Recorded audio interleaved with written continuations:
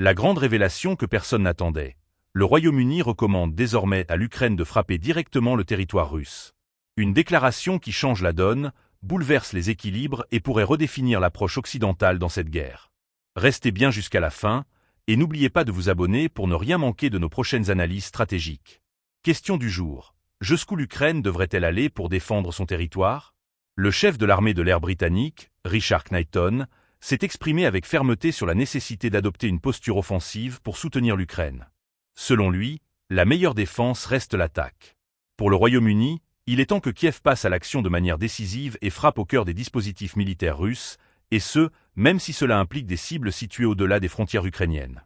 Richard Knighton, chef d'état-major de la Royal Air Force, RAF, a ouvertement affirmé que l'Ukraine devait avoir la possibilité de riposter aux frappes russes sur son territoire en utilisant des missiles longue portée britanniques, comme le Storm Shadow.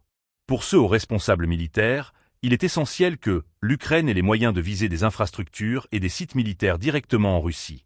D'après Knighton, ces frappes préventives permettraient de diminuer la capacité de Moscou à organiser des attaques aériennes continues contre les zones ukrainiennes.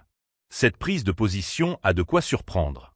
Jusqu'ici, la majorité des pays occidentaux, bien que soutenant Kiev avec des armes et un appui logistique, se sont montrés réticents à fournir des moyens d'attaquer le territoire russe. Mais le contexte semble évoluer. Knighton soutient que la clé pour une stratégie efficace réside dans une capacité de frappe au sol capable de neutraliser les avions et autres appareils qui servent à lancer des bombardements contre l'Ukraine. En d'autres termes, la cible n'est pas la population civile, mais bien les moyens militaires russes qui continuent de semer la destruction de l'autre côté de la frontière.